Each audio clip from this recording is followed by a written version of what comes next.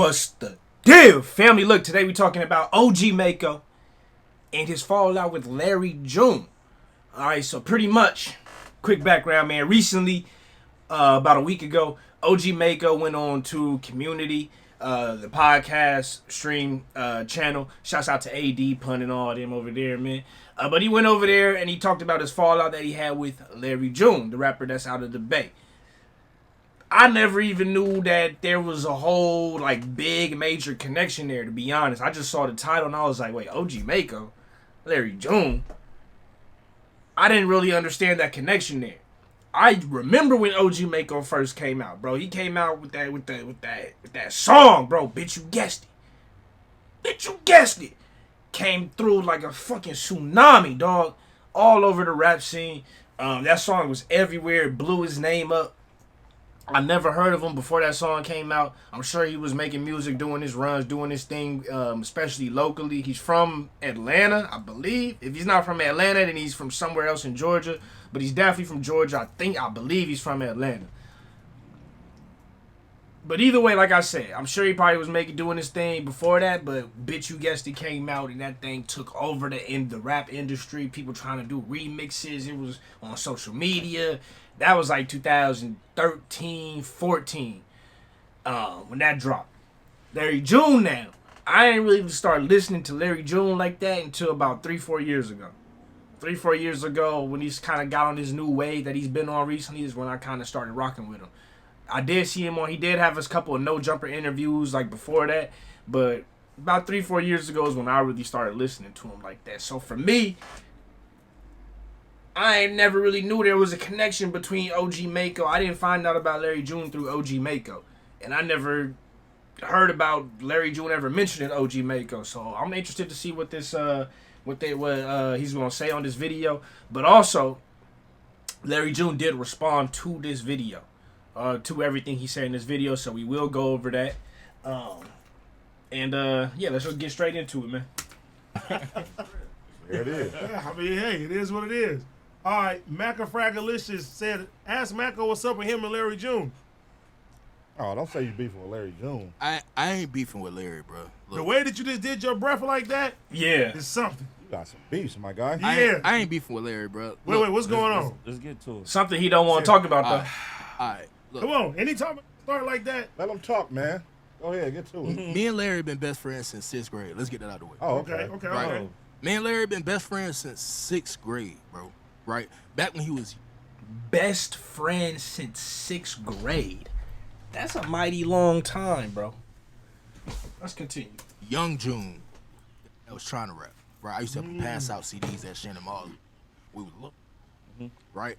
When I blew up, when I started to blow up. Hold on, cuz, before you go any further, you talking about Larry June from the Bay, right? Yeah. You from Atlanta, right? Larry lived in Atlanta and Riverdale for a long time. Okay. Then he moved back to the Bay. Okay.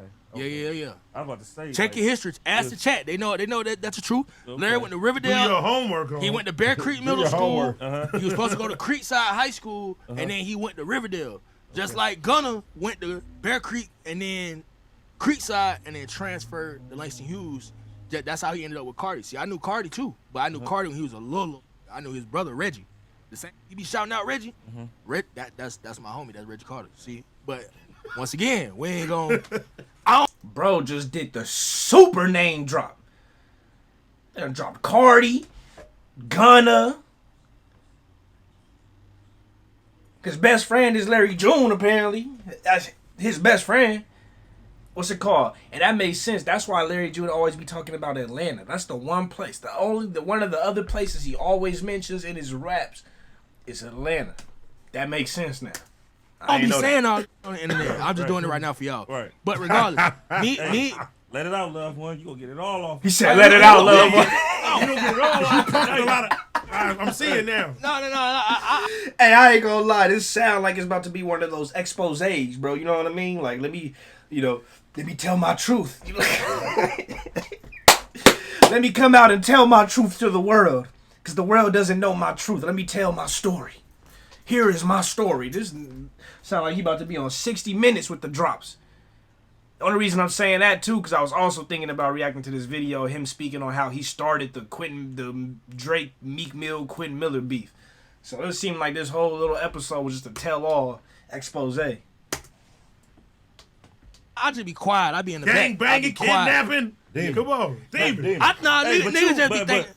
but from what it sounds like, you really that nigga though. Like amongst in real- all the niggas that's popping now. Yeah. Like you had your time where you was on the And forefront. I did niggas right. Yeah, but you really one of them niggas though. That's what it sounds like. Yeah, I'm one of them niggas to the niggas. Okay, That's why I be worried about the public.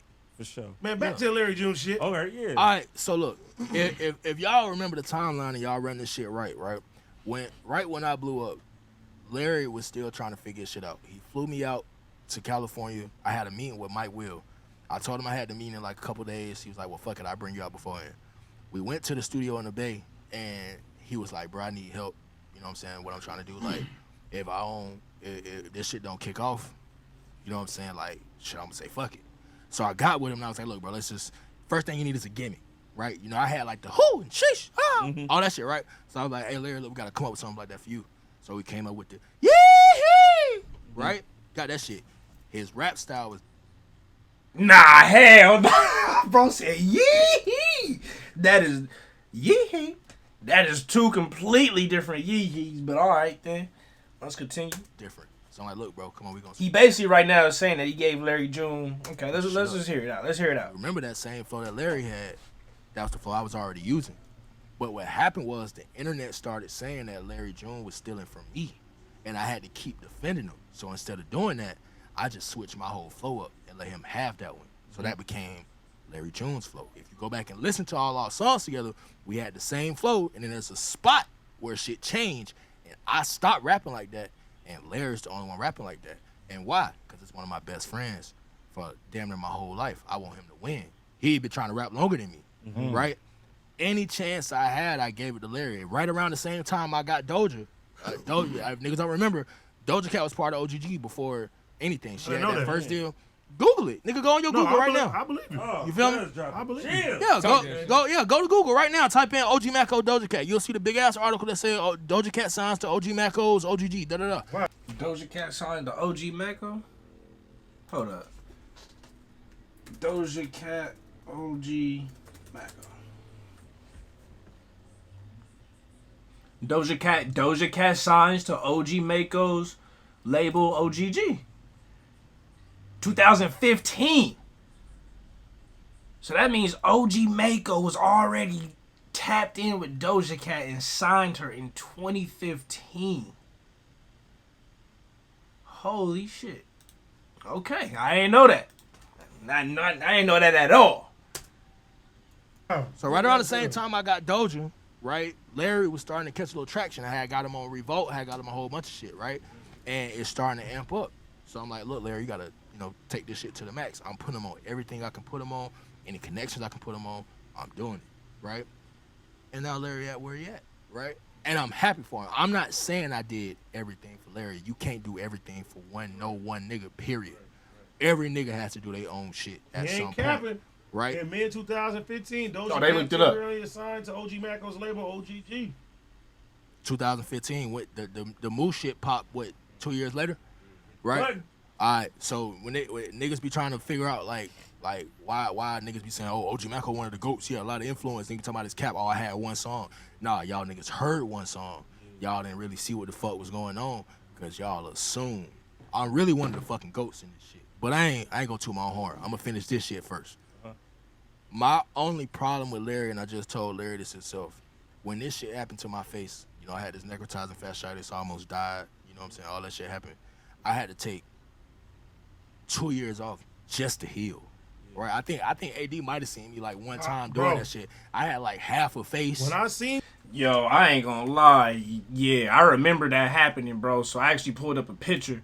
So for a lot of people who don't know, he did have a flesh-eating disease. I don't know exactly what it's called. I think he just said it's like necrophilitis or something like that. But yeah, his face was messed up. I remember that making his waves across the internet because he wasn't making no music no more. People were wondering where he was at, and it was because of this face disease or thing that he went through. He had to disappear from the game a little bit. So that goes more into his story as well. So that's why I'm not necessarily saying like how I see this whole situation, because it's a little bit more nuanced than you may think. You, Bro, it was bad. it was very bad. It was bad. You know what I'm saying? Like, I had no face for like a year and a half, nigga. Like, my whole face was open, my whole head was open. I was fighting for my life. And after that shit healed, I'm working with, shouts to G-Eazy, shouts to Jerry. Like, Jerry's one of my best friends in the whole fucking world. I love that nigga. We was just working on Jerry album, like, last year. And the whole time in between this, I'm telling Larry, like, yo, bro, when I heal up, when I come back, like, bro, I need you like you needed me. Right? Like, I don't need you to give me no handouts and shit, but you going on tour, you doing this. Like, nigga, I'll put my pride down. I'll come open up for you, bro. Like, I don't get no fuck. Like, nigga, let's do some tracks. Hop on this album for me before I drop it, whatever it is. And he kept doing, yeah, bro, I got you. You know, it's fam, it's love, but it never materialized, right? And then I'm working on Jerry album, and he asking me, like, who should go on this song? And me being me, I'm like, yo, bro, you and Larry both from the Bay. Yeah. Put Larry on that song. Well, like, matter of fact, I'll call him right now. The shit ring. He don't pick up. So then Jerry called him. 2 rings, he pick up. I stay out the frame real quick, let him talk, and I pop in the frame like, yo, what's up, nigga? Oh, what's up, Mac? Da-da-da, right? Alright. So when it first got into my head, like, oh, okay, maybe my nigga done switched up on me a little bit. You know what I'm saying? Maybe shit ain't like what it seemed like. So I hit him directly and told him that, like, look, bro, if you not gonna do something, we've been knowing each other damn our whole life, bro. You not gonna do something, bro. Like, just say that to me. I ain't one of these niggas where I'ma hate on your success because you ain't doing shit. Now, I'ma definitely feel like you a fuck nigga, but at the end of the day, I still want you to win. You got a son to feed, bro. Like, you got a family, and nigga, I've been wanting you to win our whole life. So I'm not gonna take that away from you. Right, you know what I'm saying? Like, I'm never gonna take that away from you. And Larry just hasn't, even to this day, he hasn't had the actual conversation to say either, bro, this is what happened, or like, bro, I was in this state of mind, or even he could even say, bro, I felt like you was a liability. If that's how you felt. However you felt. I'm a real nigga, bro. You can tell me whatever you feel like. I'm accepted, nigga. It is what it is. I tell you how I feel. But you ain't say nothing, and you try to make it feel like I was in my own head. I'm thinking shit that is not, and it very clearly is. Cause I'm not afraid to say it, nigga. I've been making music. I've been working, but I gotta build shit up from the bottom all over again. Cause I had to stop. So if you got people who you've helped put in these positions, why wouldn't you ask them before you ask a random nigga like, yo, bro, give me the same love that I gave you when I was in the same position. Fuck with me. You know what I'm saying? That's my issue with Larry. I still love Larry to death. I wish. That's interesting, man, that he did say that, because, like I said, I don't know if everything he's saying is 100% true, if it's 100% authentic to how everything went down. You got to hear Larry's side of the story, too, and there's 3 sides to every story, right? Their side, the A side, the B side, and then the truth, right? So that's just how it works. That's just life right there. But it's unfortunate because it looks like he was trying to look out for people in terms of, like, friendship. Right, like, as my friend, let me help you with this, or as my friend, let me help you with that. But not everybody looks at things in a sense of friendship or blind loyalty at that either. Like, he says Larry June was his best friend, is his best friend since 6 years old or 6th grade or whatever he said. But if you ask Larry June the same question, would he say that? Would he say OG Maco was my best friend or is my best friend? Because was and is 2 different things as well. He said he is his best friend. Would Larry June say, yeah, OG Maco's my best friend? Or would he say, you know, we were okay friends when we was younger? You know, like, you can't always think somebody thinks the same way as you. And so when you put that energy and that love out there, if you do it, don't necessarily always expect to get it back, especially when it comes to business and things of that nature. That's just kind of like what it is. So it seems as though, you know, he was trying to bless Larry June, help him out, do his thing. And maybe June took it as more like, you know, it's just business, bro. and he took it into more personal. I don't really know. We got to hear more of the story because he's just explaining his side. So of course he gonna make, obviously is gonna make himself look as best as possible in regards to the situation. So it's hard to really fully speak on it without knowing the details in the background. But it is interesting to hear, though. It is interesting to hear. Him all the success, man. Y'all go to Honey Bear Boba Tea Shop in fucking in San Francisco. Y'all buy all the Larry June merch y'all can do. Good job, Larry, nigga. Like, I'm proud of him. I'm happy as fuck for him. I love what he did with the fucking Ferrari and all that. You know what I'm saying? Like, I mean this genuinely. Like, this my boy, nigga. Imagine if you seen your nigga do the shit he doing, right?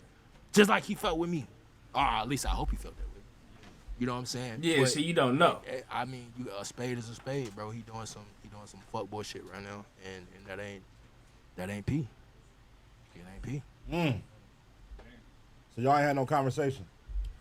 We had an intermediate conversation between me and my boy Gio. Like, they told me to pull up, and I told Larry, like, if you can't have a conversation with me, then I ain't really trying to pull up. Like, I ain't trying to pull up and do no public, you know what I'm saying, rah-rah shit. And we ain't had the brother conversation we supposed to have. And he sent word through my homie instead of just calling me type shit. So, you know what I'm saying? If whether he see this or he don't see it, he'll never see it, whatever. I already said all this shit to him. You know what I'm saying? And like I said, it ain't no beef.